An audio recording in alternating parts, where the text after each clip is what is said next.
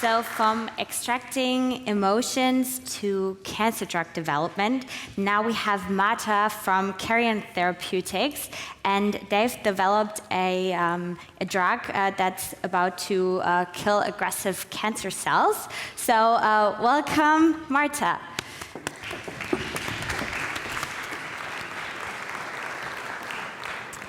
Hi everyone, I am Marta from Karion Therapeutics, and I am here to talk to you about cancer, a leading cause of death worldwide.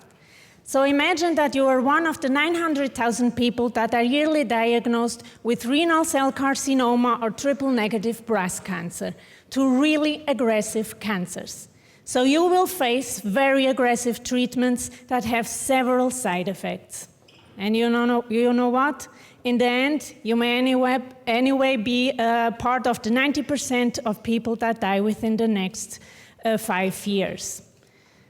So imagine that I would offer you a treatment that is more effective, less toxic, and more affordable. Would you take it? Let's talk about our secret molecule, KT-408, a small molecule with an excellent efficacy and safety profile that targets aggressive cancers, and our technology is already protected in the most important markets.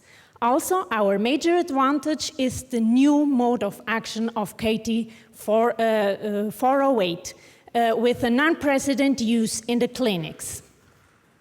So, after 15 years of R&D, we founded Karion Therapeutics.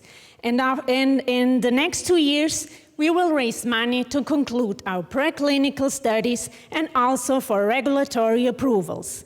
So, for KT-408 to enter into clinical trials, we will license our technology or be acquired by a pharmaceutical company. So, we are a highly motivated team with complementary expertise, supported by an amazing team of advisors. Our mission is to fight against cancer. Join us in our mission. Thank you.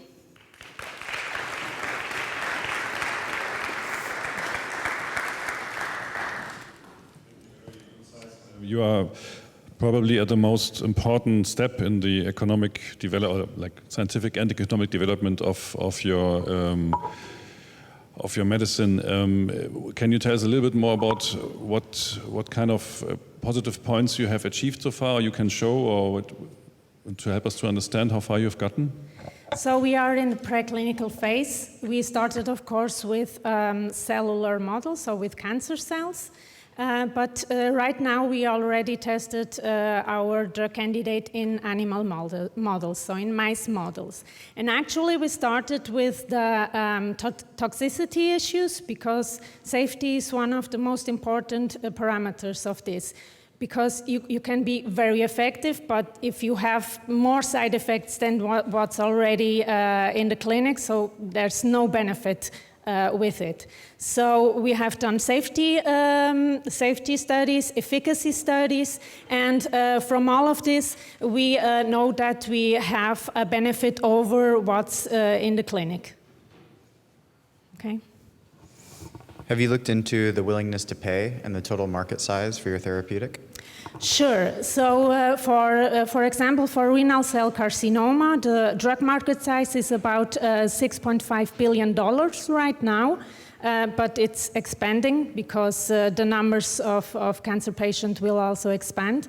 Triple-negative breast cancer is the value of the drug market size for small molecules is about $1 billion. And the unmet need is there. So. As this is going to be really capital intensive in the next year, and I hope the drug gets finally launched. How do you plan to finance the next steps, and who are your partners? So we have already started with pitching to VCs. We are also planning to go for the accelerator program in the European funding.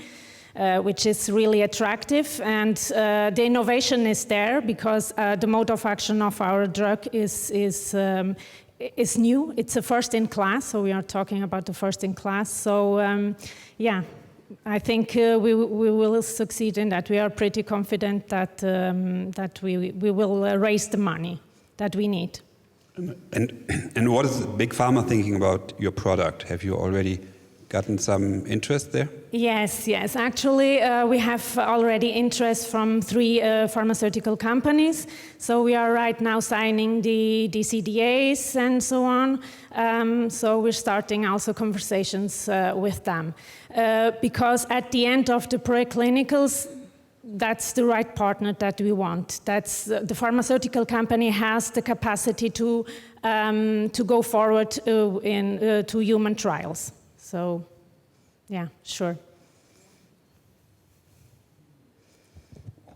This is a fun one. If in 2 years you manage to sell your company, what's next? Yeah, what's next? I already have some ideas on the pocket, but for now I have to leave them aside because, you know, we have been constructing this huge library of new compounds. So we were really focused on a family of compounds that was present in the nature, that was known for their capacity to target cancer, but also inflammatory diseases. And I really thought, if this is in the nature, I mean, maybe we should apply this, you know, to the lab and try to replicate, to do new things similar to what's out there. So that's what we did. And now we have this huge library, and I mean, this is just one of the compounds. So, you know, it's a lot to explore. How are you screening? Are you using traditional high-throughput screening methods or computational methods? Yeah, so in the some years ago, that was what we did. We did an in silico drug screening with a company from Barcelona. And most of these molecules were like appointed to have potential for cancer, but also for other diseases. I focused on cancer due to the obvious reasons, because the unmet need is there, but also for personal reasons. And yeah, that was it. So that's how we are choosing. And now we are also working with Andreas Bender, who is an expert in the in silico studies and docking from Cambridge University, who has also been a great help. Thanks.